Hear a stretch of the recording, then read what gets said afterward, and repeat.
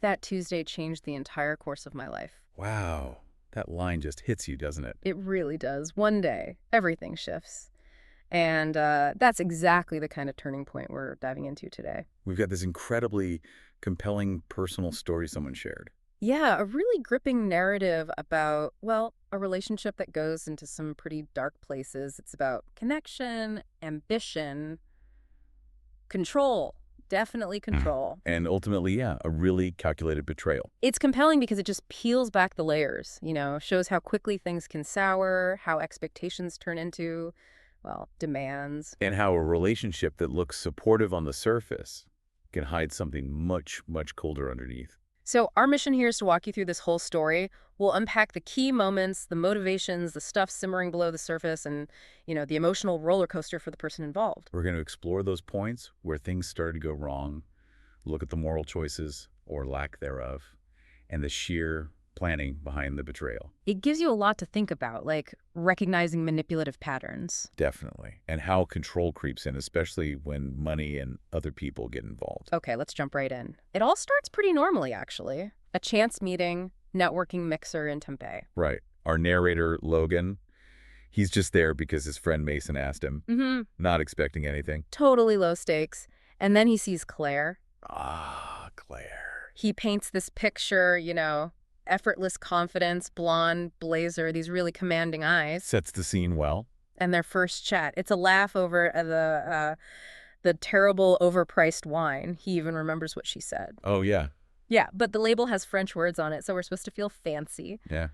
Okay, so there's that instant connection, shared humor, that little spark. Exactly. Makes you think, okay, maybe this is different. And it just took off. They talk about soulmates, timing.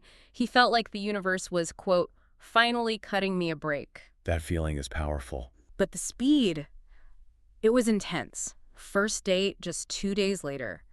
Within weeks, they're inseparable. She's basically living at his place. Wow. And 6 months in, they get a townhouse together in Mesa. He notes it was her credit, my income. Looking back, he calls that pace too fast. Yeah, that kind of speed. It can definitely be a red flag. Or at least, a yellow one. Skips over the getting to know you part. And Claire, she was very upfront about what she wanted. She's 27, doing well in tech sales, North Scottsdale condo, the whole package. And she lays out her terms. Oh, yeah. Wasn't into games, wasn't looking to teach someone how to be an adult, didn't waste time on people without ambition. Okay, clear enough. But how did that land with Logan? Well, that's the thing. His reality, 24, working inventory at an HVAC warehouse, paying off a used charger, small apartment. You know the vibe. So quite different. Completely. And his response to her list, he says, and this is key, I lied and said that sounded great. Oof, right there. The pressure, the disconnect. Yeah. He felt it from the start. And this is where it starts getting really complex. The shift begins, but subtly. He uses this phrase. Says Claire started to rearrange, not the furniture, me. Wow. That's really telling, isn't it? It's not about partnership anymore. It's about molding someone. Exactly. Little things at first. Comments on his clothes, how he spoke around her friends, using the wrong fork, stuff like that. Little digs. Yes. Constant correction. Yeah, calling him not quite professional enough, just these subtle put-downs. It's like chipping away at someone's sense of self, making them feel inadequate just for being who they are. And then it ramps up. Comparisons start, usually disguised as, caring encouragement. Oh, the classic. Things like, Sarah's fiance just got his PMP, he's barely older than you. Or, I just think you'd be happier if you pushed yourself a little more. Gentle pressure, but pressure nonetheless. But the killer line was, I see so much potential in you, but you have to start acting like the man I know you could be. Ugh, the potential trap. It sounds nice, but what it really means is, yeah, you're not enough yet. That's You're what? exactly how he took it. Like, you're only okay if you change into what I want. Conditional acceptance. It's brutal. And he tries. He puts in more hours, tries to level up at his job, to please her. And her reaction. Oh, she's proud, likes the leveling up. But it feels like he's always chasing something he can't quite reach. A moving target. Exactly. Yeah. And then her mother enters the picture, Evelyn. Right. Described as a walking, talking spreadsheet of expectations. Runs an event business. Yeah, and that first dinner. It sounds less like meeting the parents and more like a performance review. High pressure situation. Immaculate house. Evelyn's intense. The questions seem innocent, but loaded. Logan, how interesting. You work in logistics, right? That must be Steady. Ouch. Steady. Faint praise if I ever heard it. Then, have you ever thought of going back to school? Claire is always very ambitious. Comparing again. And setting Claire up as the benchmark. And the final judgment. Well, I suppose stability counts for something. Just, wow. Dismissive. And what's Claire doing while this is happening? Nothing. No defense. He says she just squeezed my thigh into the table like I was a puppy. That detail speaks volumes, doesn't it? Yeah. About their dynamic, her lack of support for him in that moment. He actually notes he should have walked out then and there, but, he didn't. It's hard in the moment. And then Evelyn drops this idea, calls it a generational opportunity, a beach house in Newport. Okay, sounds potentially good. Yeah. An asset. Right. The deal is they live there rent-free for a year, if they fix it up, using their own money. Ah, there's the catch. Rent-free isn't free if the renovation costs are huge. And ownership. Vague. Very vague. A promise to revisit the ownership question later. So all the work, all the cost falls on them, likely mostly Logan for an uncertain future share. That's risky. Claire is thrilled, though. Sees it as their big chance to level up. But Logan asks the one practical question. Which is? What kind of renovations are we talking about? Mm-hmm. And he says the whole atmosphere just changed. The air dropped 10 degrees. Interesting reaction. Evelyn just smiles, apparently, and says, "You're handy, aren't you?" Deflection. Completely avoids the scale of the work and puts it back on his existing skills. Yeah. Shifts it from opportunity to his obligation. Exactly. So they move in, and the outside looks nice. Sand-colored siding, ocean breeze, the dreams. But the inside, I have a feeling it's not so dreamy. Not even close. Listen to this.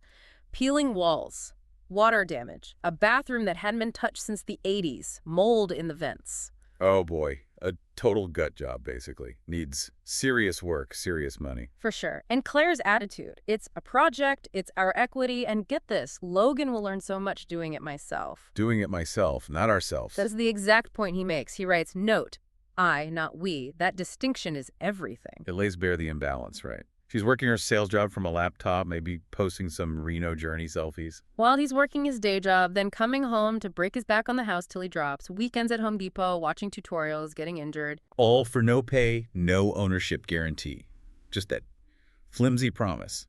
He's become her unpaid contractor. And then the financial trap starts to close in. Renovation costs pile up. Power tools, fancy tiles Claire insists on, custom windows. Expensive stuff. Yeah, and it's all bought in her name, probably on her credit.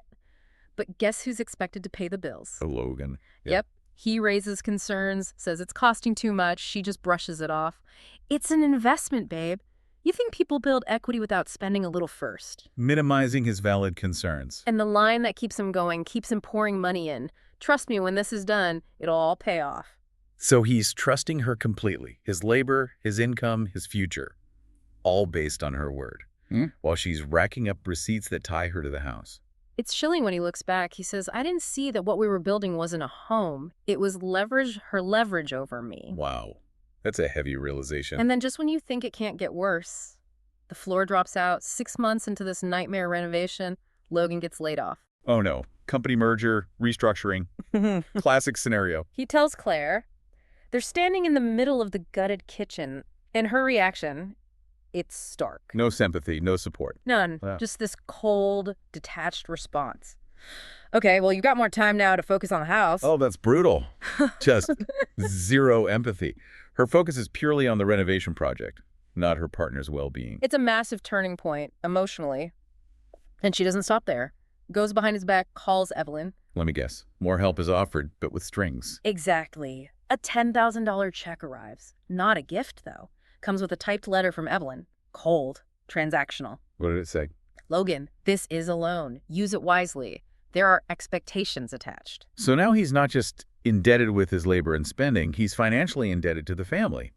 With conditions. He captures it perfectly. Claire said we should be grateful. I said it felt like a leash. A leash he felt he had to take, probably. Jobless, house unlivable. Maxed out credit cards from funding her renovation. Yeah, he cashes it. He's completely trapped now. And taking that loan gives Evelyn even more control, right? Direct oversight. Yep. She starts calling him weekly, micromanaging everything. Oh, I can imagine. He shares some quotes. Logan, I noticed you spent $438 on plumbing last week. That seems excessive. The guest bathroom's taking longer than expected. Are you tracking delays? Wow. auditing his work on the house he's basically building for free. Even comments on him personally. Claire says you've been tired lately. You need to manage your time better. Unbelievable. So he's jobless, working maybe 14 hours a day on this house, getting scrutinized by Evelyn, bleeding money, and Claire's doing what? According to him, yoga, smoothies, telling him to breathe through the stress. He's totally isolated, under immense pressure. This is setting up for something even worse, isn't it? Oh, yeah. The final twist with the house itself. Evelyn comes up with a solution for that $10K loan. Convert it to equity. Sounds okay on the surface, but there's always a but with them. The catch. They have to refinance the house. But only in Claire's name. The excuse. Logan's now trashed credit score. Of course. So it's framed as helping them, but it actually erases any potential claim he might have had. It makes the house legally 100% hers. Claire sells it to him as a positive. Babe, this gets us out of debt. It resets everything. My mom's not trying to take over. She's just helping us breathe. Helping us breathe by taking away his stake entirely. It's masterful manipulation. And he falls for it. Or maybe he's just too desperate, too exhausted. He signs the papers. His words, God help me, I bought it, signs away the house he's pouring his life into. That's devastating. Realizing later how badly you were played, how you participated in your own undoing. And just 2 weeks after that refinance seals the deal, another crack appears. Claire goes on a sales retreat for a week. To Monterey, she says. Yep. And significantly, she doesn't invite him. This is where his suspicion really kicks into high gear. Makes sense. Things aren't adding up. They shared passwords, apparently something he'd never really used before. But now, he checks her location. He checks her emails. And fine. Not Monterey. A hotel booking in Carmel Valley. Charges for 2 people. Room service for 2. A couple's massage. Dinner reservation for 2. Whoa. Okay, so definitely not a solo work trip. That's concrete evidence. He confronts her, and her reaction. Ice Queen. Calm. No panic. Denies it flat out. And turns it back on him, I bet. You guessed it. It was a client, Logan. A big one. Don't you trust me? Classic gaslighting. Right. Make him the bad guy for questioning her, for not trusting her, instead of addressing the actual evidence. And he backs down. He explains why. And it's just heartbreaking. He says, because by then, I was so deep in debt, financial, emotional, psychological, that I couldn't afford to lose her. He felt completely dependent on her, even knowing she was likely betraying him. That's a terrible position to be in. Yeah. Utterly trapped. No job, no money, everything tied to this house he doesn't own with this person. Yeah. And then, maybe 3 months later, a contractor shows up. Hired by Evelyn, supposedly just to finish the kitchen faster. Travis. Travis. Let me guess the description. Mid-30s. Yeah. Chiseled. Tan. Drives a brand new truck. You know the type. And he seems familiar with Claire. Yeah, calls her CC, which she waves off as just an old college thing. Right. But Logan sees it. He sees her laughing with Travis, this easy familiarity, while he's stuck working alone in the garage, still slaving away on the house. The house she's probably planning to live in with Travis. He says, by then, I knew. He didn't have proof, maybe, but gut feeling. He knew. And his own situation is just degrading. Yeah. Sleeping in the guest room, clothes in a tub. No job, no savings, no ownership, no support. And this horrifying realization starts to crystallize. It wasn't just that she cheated or fell out of love. It was something deeper, colder. Yeah. Claire didn't just fall out of love with me. She had never been in love with me. Oh, man, that's a gut punch. Understanding you were never seen as a partner, just useful. Exactly. I wasn't a partner. I was a contractor. A placeholder, a renovation tool. His entire purpose in her life, her plan, was just to get this house fixed up. Once that purpose was fulfilled, he was disposable. And the house I thought we were building together, it was never ours, it was hers. And when it was done, she wouldn't need me anymore. He basically saw his own planned obsolescence. Living with that knowledge, how do you even function, knowing you're building the stage for your own exit? He describes it as just. Enduring. This constant pit in my stomach, feeling too tired to fight, too broke to leave, and too scared to admit I'd been used, until one day, he just stopped pretending. What was the final straw? What made him snap out of that paralysis? Another accidental discovery, almost cliche, but it happens. Claire forgets to log out of her email on the shared iPad again. And he sees something. He sees a folder titled Travis Oop. Oh boy. Yeah. The smoking gun file. Inside. Over 100 emails between them. Personal stuff, some dating back 6 months. Pictures? Not graphic, he says, but intimate. Her wearing Travis's hoodie, them out at restaurants, stuff like that, nicknames. Painting a picture of a whole separate life he was living. But among all that evidence, one single line just cuts through everything, confirms the cold, hard calculation. It's chilling. What did it say? He's almost done with the kitchen. After that, I'll be ready. Ready to get rid of Logan. Exactly. He knew instantly. She was talking about me. The completion of his work on the kitchen was literally the trigger for her to execute her exit plan. That transforms it from messy affair to premeditated disposal. He was just a phase of the project. And his reaction, it wasn't rage, not right away. He describes being silent, frozen, but the feeling wasn't anger, it was clarity. Everything clicks into place. Yeah. Standing outside, just breathing, he saw it all. Claire was never confused. She was never drifting. She was executing a plan, and I was the idiot who made it possible. That's a brutal moment of self-awareness, but also powerful. He's seeing the manipulation for what it was, not blaming himself or her actions, but acknowledging how he enabled it. And crucially, he doesn't blow up. He doesn't confront her right then. He writes, "No, I started planning." He shifts gears. From victim to strategist. What's the plan? First step, evidence. Screenshots everything. Emails, pictures, the works. Organizes it all in a hidden cloud folder, cleverly named something like Car Parts 2019. Smart. Very smart. Preserve the proof. Second step, calls Mason. The friend from the mixer, the one who got him there in the first place. Mason works in IT. And Logan figures Mason owes him one. Apparently. Shows Mason the screenshots. Mason's reaction is basically, dude, this is messed up. Logan asks for more help digging into her backups. Leveraging his network. Did Mason find anything? No, did he ever? Delivered in spades, Logan says. Voice memos, deleted texts, and backup notes from her own journaling. Her journal. Oh, this is going to be bad. It confirms everything. She's literally mapping out her exit plan. There's a line like, Logan's nearly finished phase 2. Once the master bath is done, I'll introduce the exit plan. Travis says he can move in by June. Introduce the exit plan. That's a corporate strategy memo. She completely dehumanized him. He wasn't a partner. He was phase 2. That's how he saw it, too. I was a business strategy. But instead of crushing him further, this knowledge, it empowers him. Because now he has undeniable proof of the entire scheme from start to finish. He puts it perfectly, because now I knew everything. And knowledge in moments like this is leverage. He finally had something to fight back with. So what does he do with this leverage? He doesn't confront Claire. Nope. His next move is audacious. Brilliant, really. He calls Evelyn. Whoa. Straight to the top. Bypassing Claire entirely. Exactly. Cuts right to the source of the money, the pressure, the opportunity. Evelyn sounds surprised, apparently. He gets straight to the point. What does he say? Something like, your daughter's made a few poor decisions. I think you should hear about them before the HOA does. Ooh, playing the reputation card. Targeting Evelyn's weak spot, her public image, her business status. Yeah. That must have gotten her attention fast. Instantly. Her response is sharp, immediate. My office, tomorrow, 10 a.m. Be on time. The Queen summons him to her court. Okay, the meeting must have been intense. He describes her office as, pretentious. Evelyn's got her lips pressed tight. He doesn't play games, just lays the folder on her desk. The folder with everything. Emails, photos, the notes. The whole ugly truth printed out. He watches Evelyn flip through it, her eyes narrowing as she sees the extent of her daughter's deception, the affair, the cold planning. She can't deny it. It's all there in black and white. So what's Logan's demand? Does he ask for compensation? Pain and suffering? No. Nothing like that. He keeps it clean, strategic. He pulls out a pre-typed document, a confession basically, ready for Claire to sign, and his demand is simple, direct, and powerful. Which is? Ownership of the house, full deed transfer, my name, not hers. Boom. He goes for the asset. The very thing they used to trap him. He wants control of the house he built. That's justice, in a way. Evelyn tries to push back a bit, says Claire won't sign it willingly. And Logan's response? He must have had a counter ready. Oh, he did. The checkmate move. He says calmly.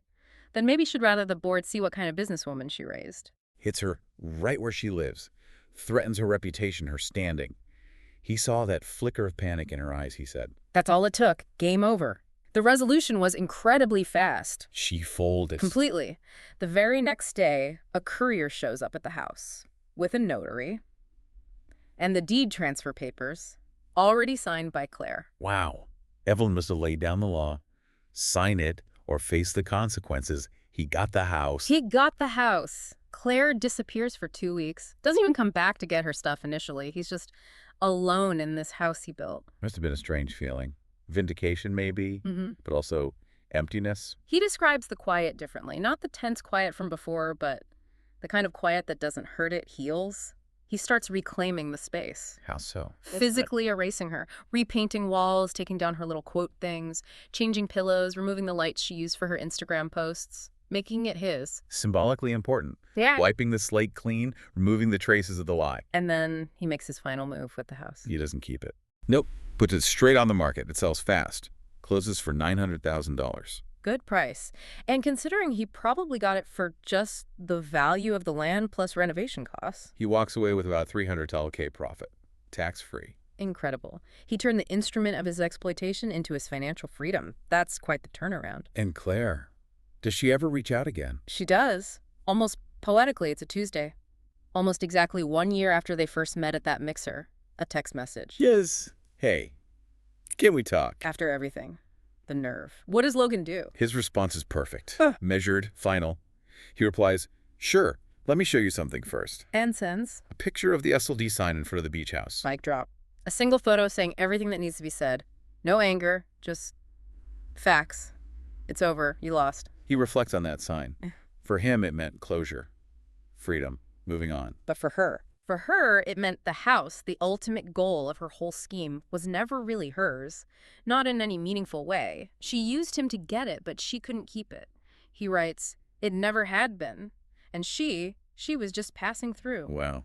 She was the temporary one in the end. Yeah. The house outlasted her presence in his life.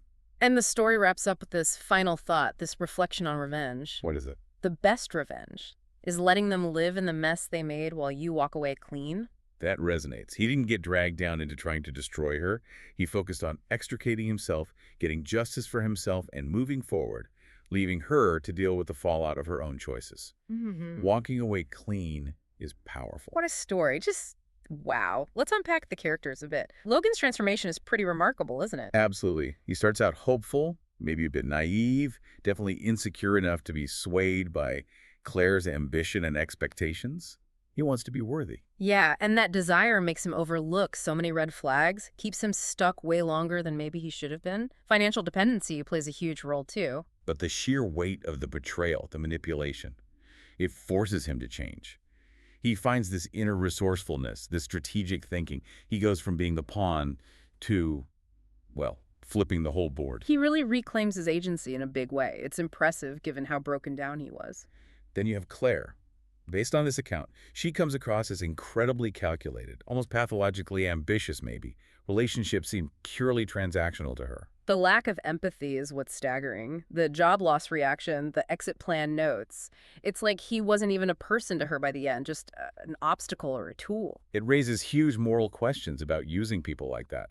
The betrayal isn't just the affair, it's the fundamental deception about the entire relationship's premise. And Evelyn, she seems like the architect of this worldview, or at least a major reinforcement. Right.